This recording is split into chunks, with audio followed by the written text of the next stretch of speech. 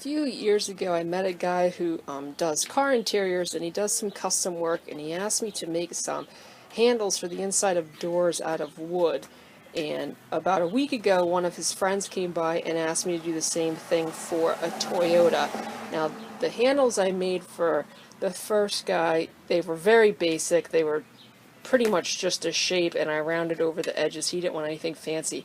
But this one, the customer wants all the detailing and everything matched. So I'm going to be doing that, and I have some red oak left over from another project. I'm going to be ripping that into strips and laminating it so that I could cut out this kind of bulkier, bigger shape. And this stuff's great because he already showed me the color he wants it to be, and it's something I could get out of oak. And oak just takes stains so much nicer than some of the other woods out there. So I'm cutting everything a little oversized so that you have room for trimming everything down once it's laminated together. So I'm going to cut this into two probably 10-inch pieces and then rip it into strips and then glue all this together.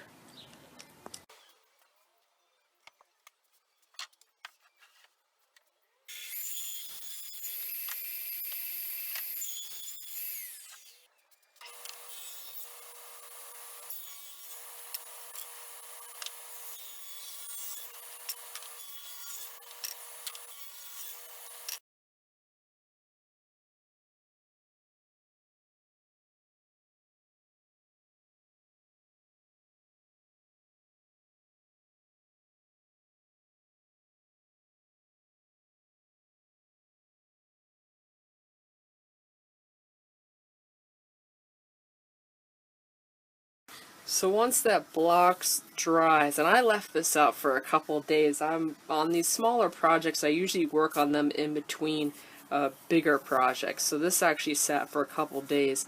And then I took my handle and traced the one profile on the side and cut it out with my bandsaw. I'm going to do the exact same thing for this one.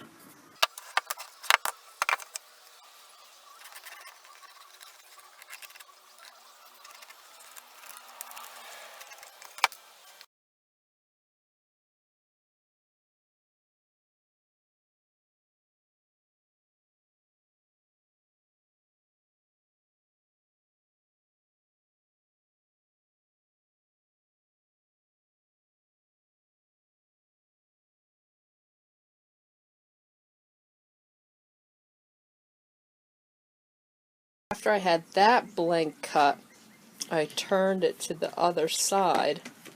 And put this on like that and traced the front contours.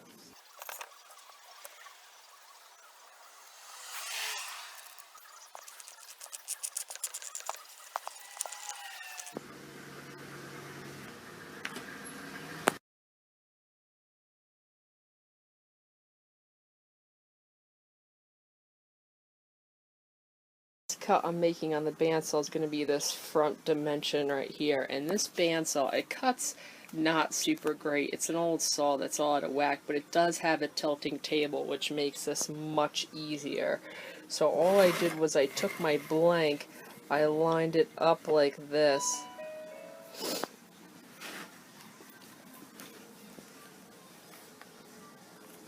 and then traced that curve contour.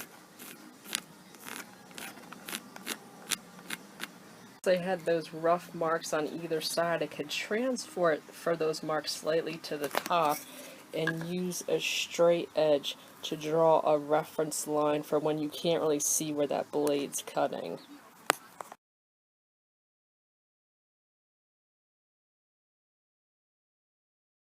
I put a metal tooth shaping disc in my angle grinder. This one's medium grit to start shaping these. I've already started this one. You can kind of see how it's starting to really look like the shape of the original. Now I haven't docked a ton of hours with one of these on my angle grinder. I'm switching to this from flap disc because I go through flap disc so frequently. I think using the metal will just save a lot of money, but it does remove a lot more wood than the flap disc. So I'm kind of taking it slow, and I think I'm going to get it about to where this one's at, and then start using a palm sander and see where that gets me before I start doing some of the detail work. Now before I started cutting into that one, this is what the one fresh off the bandsaw looks like. I did mark with lines where these detailings are, because you don't want to take off too much. The detailings are pretty much I'm going to leave alone and kind of just shape this area in here first.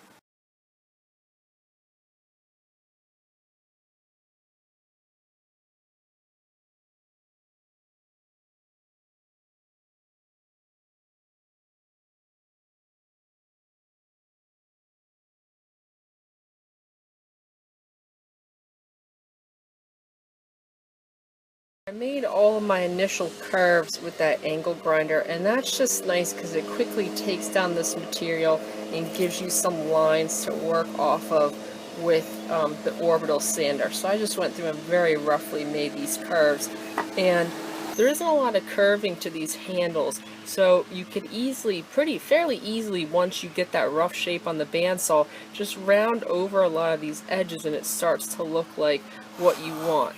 So this is the one I already hit with the orbital sander and a little triangle sander. And you can see how just by kind of going over those curves, this already looks really close. So sculpting forms with these tools is definitely something that you'll get better at the more adept you get at using your tools, as well as practice in general, getting the feel for doing it. But a good thing to try out, obviously I always keep what I'm working off of nearby, and I always flip it with my piece so I could see what I'm doing, because working off of what you need is going to be the best way to do it. But also, I also cut these parts into shapes. So for instance, you can kind of see with the shadow on the bottom, this piece kind of makes this hump here where the lines come in, and this is almost flat, and then they taper off into the center, and then they taper off to the side. So by breaking this into three shapes, this kind of triangle here, this curve here, and then this flat piece that goes off in two directions, it's easier to do on your piece. You could see how I'm making those lines, the curve, the flat piece, and then this goes into a wide triangle. So a lot of it is going to be picking up on those shapes and those forms and just copying it on your piece by looking back and forth constantly between the two.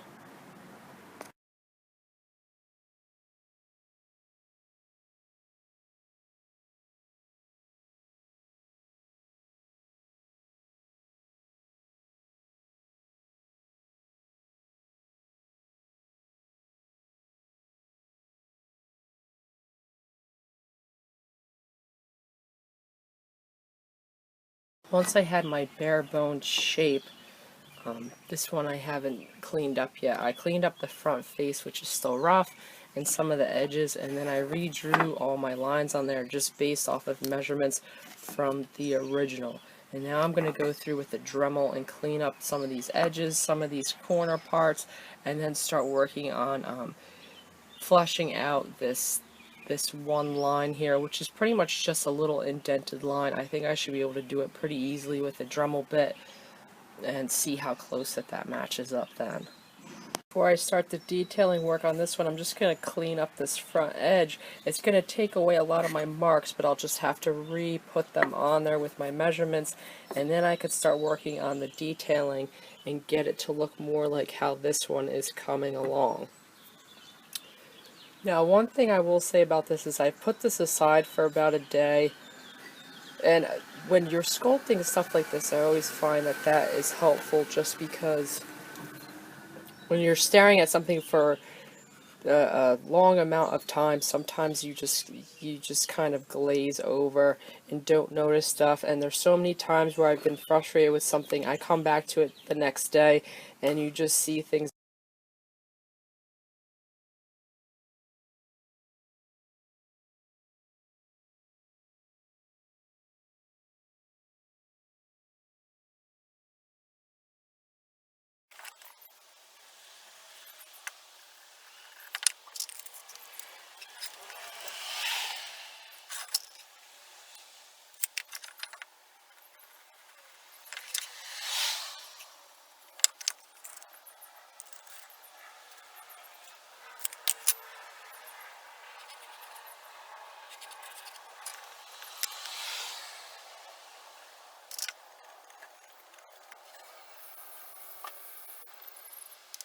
So after I go through and rough mark all of that detailing, I have a very thin tip on a Dremel bit, and I'm just going to go through and start removing some of that material.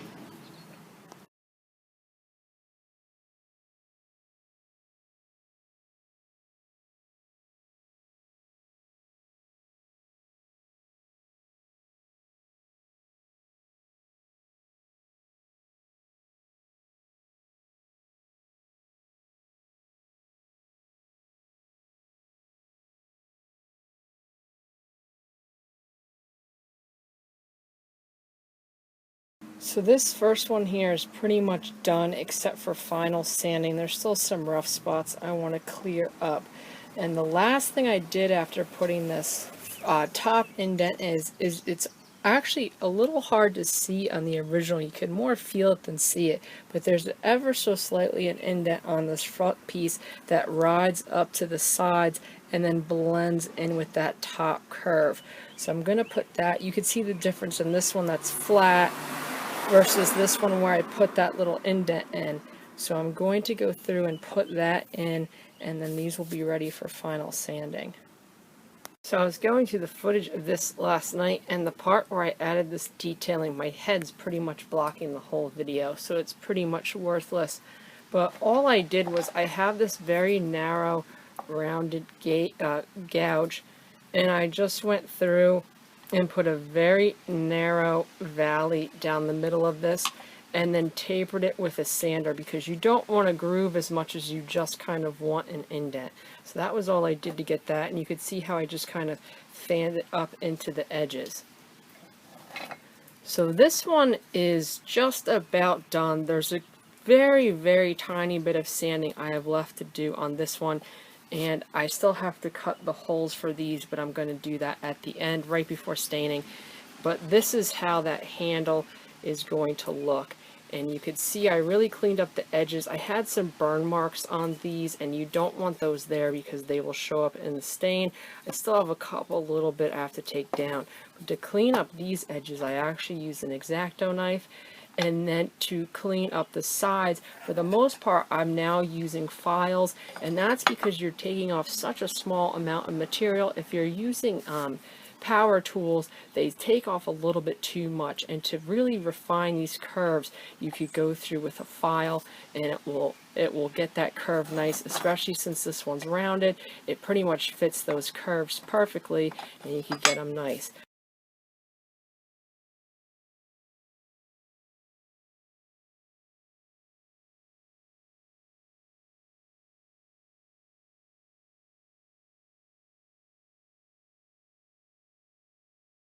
So with my handles pretty much smoothed out, I went through at the end with 150 grit sandpaper and smoothed out everything, the edges, all of that. They're pretty much ready to go. The last thing I had to do was drill these holes so they could be mounted into the car. Now the problem with that was I tried to come from the back of this first one, and you could see where those holes lined up. They were way off.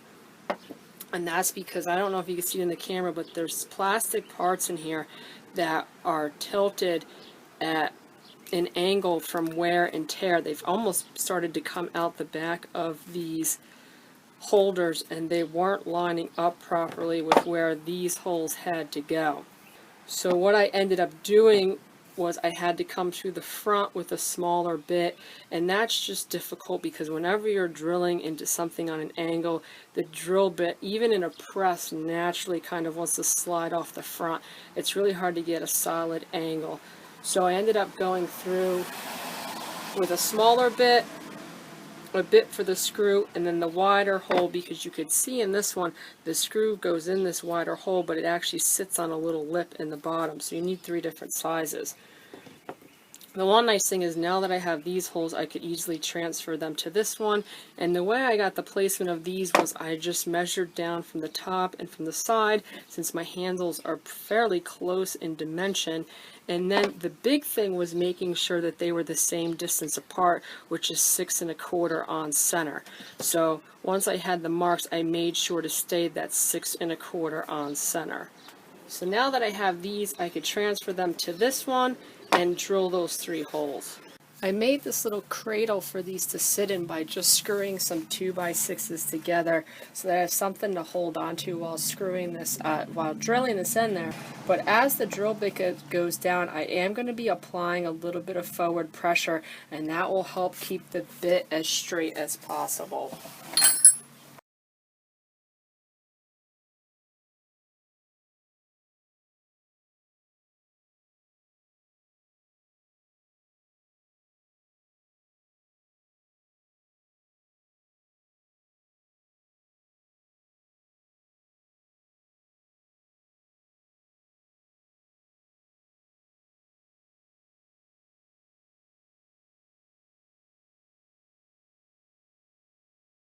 These are my finished handles. I went through and cleaned up around the openings of these holes after I drilled them, and now I'm going to put some pre-stain on there and then put the first coat of stain on these. I'm fairly happy with how they turned out. They're not identical to the originals, nor are they even identical to each other, but considering these are going to be mounted on the opposite ends of the car, the little differences here and there in them you won't even notice. So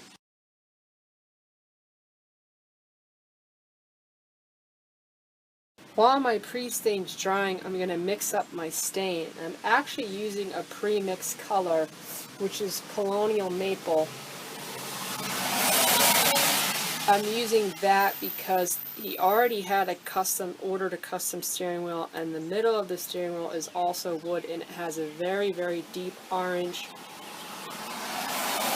hue to it. Now the Colonial Maple also has that. I actually have a piece from another project. This is red oak, and that definitely has an orange hue to it, but it's not enough. So I actually have this old can of Colonial Maple, and a lot of the pigment has settled on the bottom. So you could see when it's really pigmented how orange it is. So I'm going to take some of that pigment out of this old can and mix it with some new stain to get a little bit more of a richer color.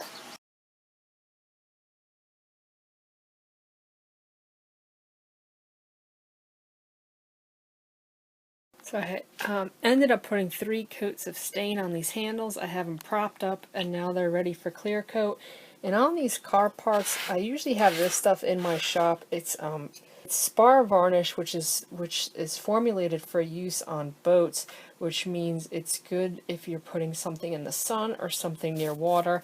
And I like to use that on these car parts because a lot of times with the sun coming through your windshield, they're exposed to excessive heat, and this sort of finish is just good for stuff like that. So I'm just going to put a coat on, let it dry, and then probably put 2 or 3 coats of this stuff on.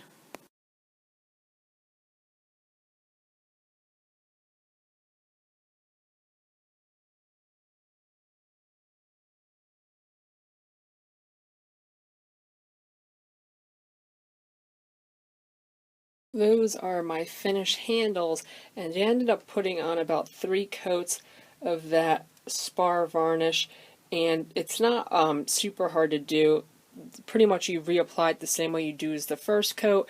If you let it dry and don't wait too long, I think the window is about 12 hours, you can just recoat them. I usually let it dry overnight, so in the morning I would lightly sand it with some fine grit steel wool and then put on another coat. So this is 3 coats and they're ready to go. Just got to clean up the bottoms.